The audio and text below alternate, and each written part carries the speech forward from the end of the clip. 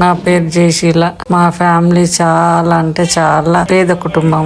కష్టపడి పెరిగాము, కష్టపడి చదువుకున్నాము. సంవత్సరంన్నర బాబుని వదిలేసి నేను దూరంలో జాబ్ చేశాను. తమనే చూసుకుని పిల్లల కోసం ఎంతో కష్టపడ్డాను. కానీ ఇంత మంచి కట్టుకుంటానన్న నేను కలలో కూడా ఊహించలేదు. కానీ దేవుడు అనుకోని రీతిగా మమ్మల్ని ఇట్లా డెవలప్ చేశాడు. దేవుడు ఎంతో ఆశీర్వదించాడు మమ్మల్ని. పాప పెళ్లి చేస్తానని కూడా నేను ఊహించలేదు. అసలు దేవుడు అనుకోని రీతిగా చాలా అద్భుత కార్యం చేసిండు మా పట్ల. బాబుకు కూడా మంచి జాబ్ ఇచ్చాడు. పాపకు కూడా 3 పిల్లల్ని ఇచ్చాడు. ఆరోగ్యంగా ఇచ్చాడు. వాళ్ళ పట్ల కూడా ఎంతో కృప ఉంది దేవుడు. నేను ఇలాంటి ఇల్లు కట్టుకుంటానని కలలో కూడా ఊహించుకోలేదు. పాత ఇల్లు రేకుల ఇల్లు ఉండేది. రేకుల ఇల్లు వర్షం పడ్డప్పుడు అబ్బా ఎప్పుడు వర్షం పడుతుందంటే వర్షం చాలా భయం వేసేది. కింద మంచం మీద గిన్నెలు పెట్టేసి అక్కడక్కడ పారుతా ఉండేది. ఇల్లు కట్టుకోవడానికి మా పాస్టర్ అంకులు, మా బంధువులు ఎంతో ఎంకరేజ్ చేశారు. కానీ అసలు ధైర్యం లేదు కట్టుకోవడానికి. కట్టుకున్నాక మధ్యలో ఆపేస్తామన్న భయం కూడా ఉండేది. అంటే మా పరిస్థితి అలా ఉండేది. కానీ దేవుడు అనుకోని రీతిగా మంచి ఇల్లు దయచేసిండు. కాకపోతే నాకు ఒక బాధ ఏంటంటే మా నాన్న ఇల్లు స్టార్ట్ చేసినప్పుడు ఉన్నాడు, కానీ